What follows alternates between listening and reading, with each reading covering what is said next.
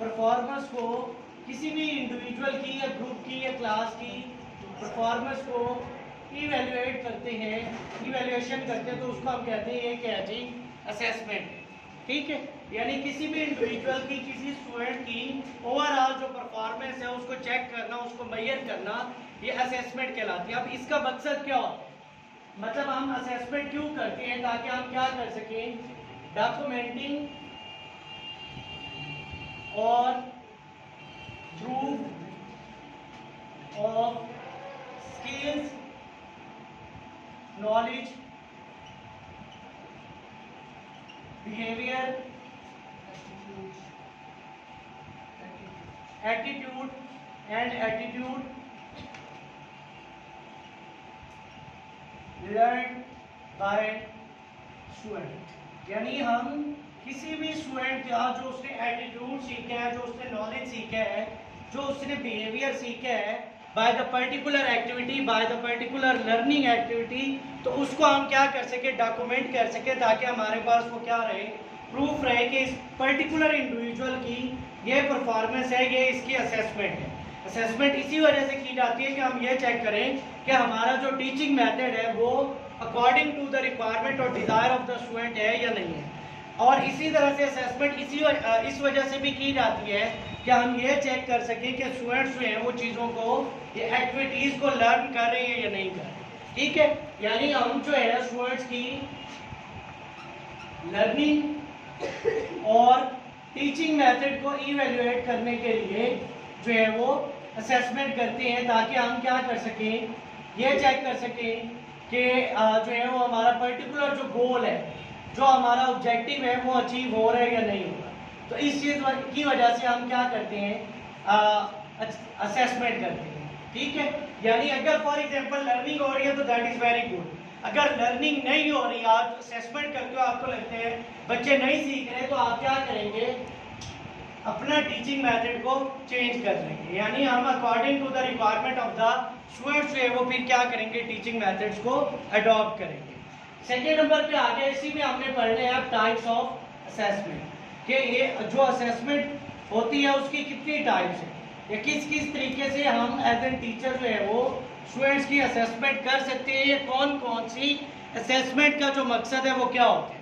सबसे पहली जो असेसमेंट यहाँ पर दी हुई है वो है प्लेसमेंट असेसमेंट। यानी हम क्या करते हैं, किसी भी स्टूडेंट को प्लेस करने के लिए कि उसकी परफॉर्मेंस क्या है, उसकी इवैल्यूएशन करते हैं, तो इस चीज़ को हम कहते हैं प्लेसमेंट असेसमेंट। यानी हम पर्टिकुलर ग्रेड देते हैं कि ये बंदा जो है वो, फॉर एग्जांपल हम कहते हैं कि एक ग्रेड है 50 to 60%, अब ये उसकी परफॉर्मेंस है, तो वो उसकी प्लेसमेंट उसी के अंदर होती है।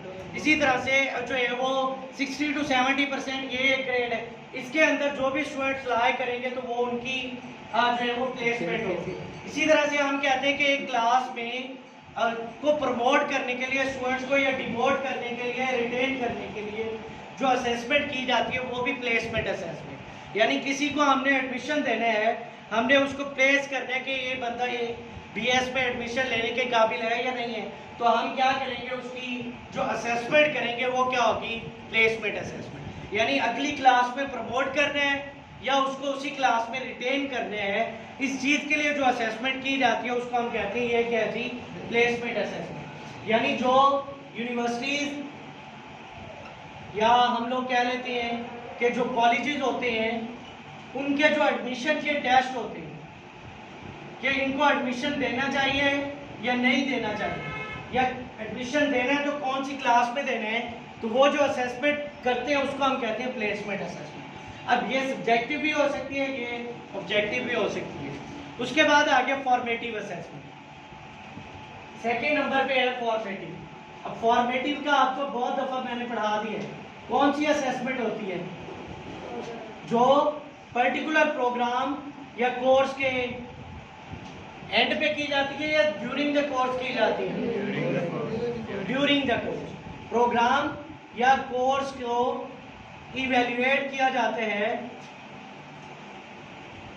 During the programme. यानी अगर मैं आपकी इस क्लास में किसी से कोई क्वेश्चन करता हूं तो इस चीज को हम क्या कहेंगे, ये क्या है, फॉर्मेटिव असेसमेंट। अब इस असेसमेंट के बदले में आपको मतलब ये असेसमेंट इस वजह से की जाती है कि ये क्या करें, इम्प्रूविंग द लर्निंग प्रोसेस और परफॉर्मेंस ऑफ स्टूडेंट्स, कि आने वाले टाइम में जो स्टूडेंट्स ने एग्जाम्स देने हैं या उनकी जो लर्निंग है का प्रोसेस है उसको क्या करें, इम्प्रूव कर सकें। यानी मैं अगर आपसे अब कोई सवाल पूछता हूँ और आपको नहीं आता तो मेरा मकसद ये होना चाहिए कि मैं आपको सवाल का सही जवाब बताऊं ताकि आपके आने वाले टाइम में जो at the end of the duration या at the end of the program जो आपकी समेटिव असेसमेंट है वो क्या हो सके, दुरुस्त हो सके या वो इम्प्रूव हो सके। यानी जो at the end of the course जो असेसमेंट होती है उसको हम क्या कहते हैं, समेटिव असेसमेंट। ठीक है, अब ये जो होती है फॉर्मेटिव असेसमेंट, ये आपका concern teacher, concern college, concern university आपकी खुद कंडक्ट करती है। जो summative assessment at the end of the program होती है ये एक्सटर्नल बॉडी भी कंडक्ट कर सकती है। तो इस चीज़ को हम कहते हैं ये क्या है जी, समेटिव असेसमेंट। अब इसकी बेस पे जो ग्रेड्स मिलते हैं उसका मकसद ये होता है कि आपकी परफॉर्मेंस को, लर्निंग को इम्प्रूव किया जाए। इसकी बेस पे आपको जो ग्रेड्स मिलती है वो आपको हेल्प आउट करते हैं फॉर द प्लेसमेंट, कि आपको जॉब लेने में हेल्प आउट करते हैं, आपको अगली क्लास में एडमिशन लेने के लिए हेल्प आउट करते हैं। आपकी ओवरऑल जो परफॉर्मेंस है वो मेजर की जाती है समेटिव असेसमेंट। यानी जो आपके कोर्स के एंड पे जो आपके सालाना इम्तिहान होते हैं उसको हम कहते हैं वो क्या है, समेटिव असेसमेंट।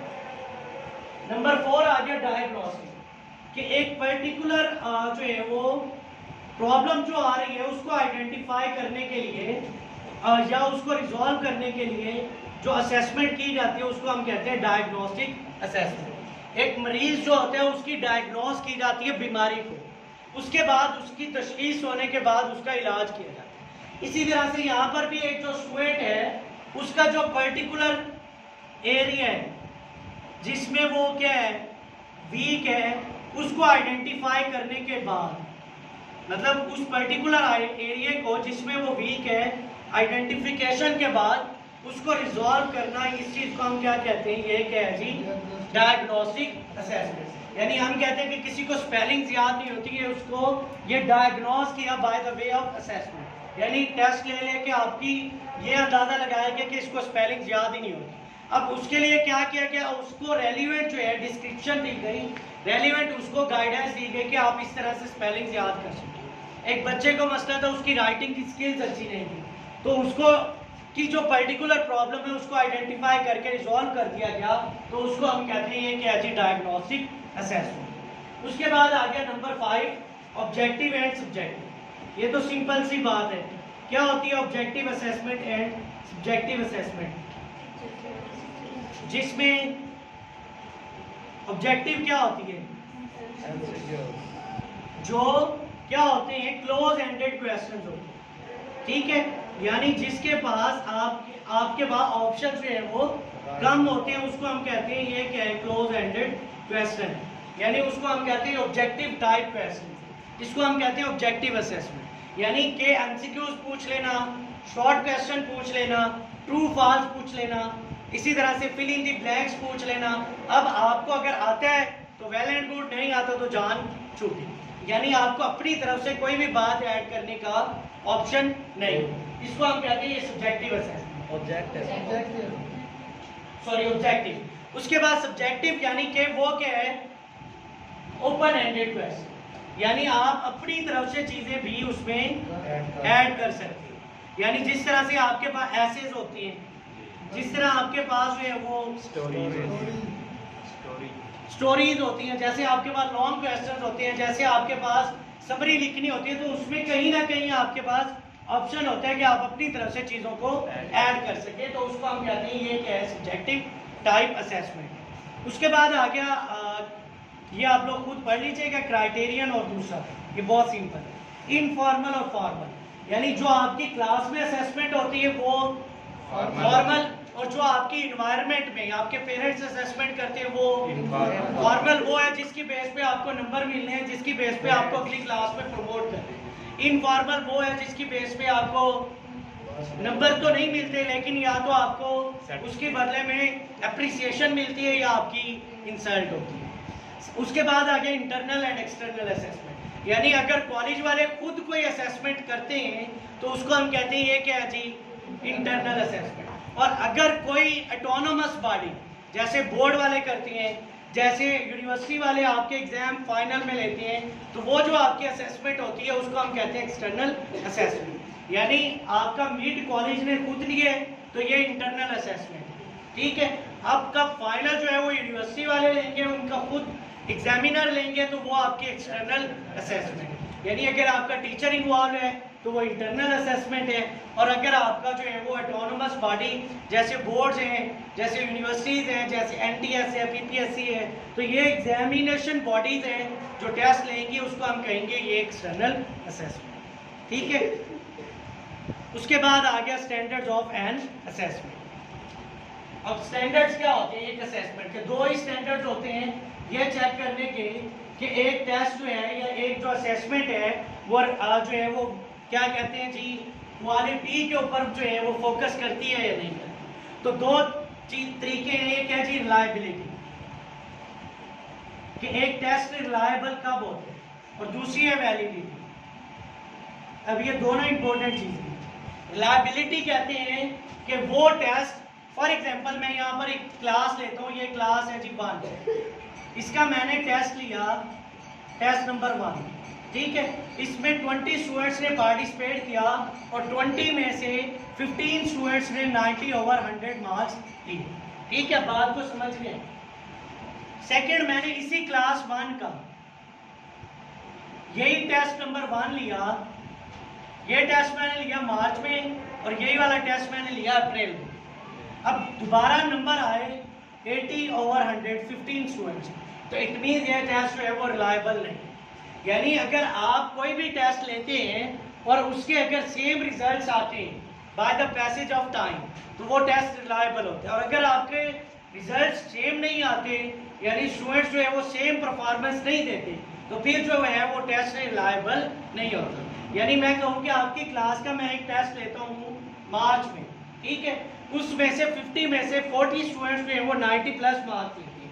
अब मैं वही वाला सेम टेस्ट लेता हूँ अप्रैल में, ठीक है, और वही स्टूडेंट्स जो हैं जिन्होंने 90/100 लिए थे, 50 में से 40+ स्टूडेंट्स थे, अब उसमें से जो है वो 30+ स्टूडेंट्स जो है वो 90 लेते हैं, तो इट मीन्स टेस्ट रिलायबल नहीं है, क्योंकि रिजल्ट सेम नहीं है। कोई भी टेस्ट रिलायबल तब होते हैं जब वो उसके रिजल्ट जो हैं वो सेम आते हैं। उसके बाद आ गया वैलिड। वैलिडिटी का मतलब है कि आपके इंटेंट क्या है, मेजर करने। यानी मैं ये कहता हूँ कि आपको मैंने चेक करना है इस्लामियात के, मतलब आपके पास कितना नॉलेज है, लेकिन मैं आपसे सवाल पूछता हूँ a+b होल का स्क्वायर इज इक्वल टू, तो ये इस्लामियात और मैथ आपस में कोई मिलती जुलती चीज़ है, तो इट मीन्स ये टेस्ट वैलिड नहीं होगा। यानी जो आपकी इंटेंट है अगर उसको आप मेजर कर सकते हैं तो आपका टेस्ट वैलिड होता है, और अगर नहीं कर सकते तो फिर वो टेस्ट वैलिड नहीं रहता। बस।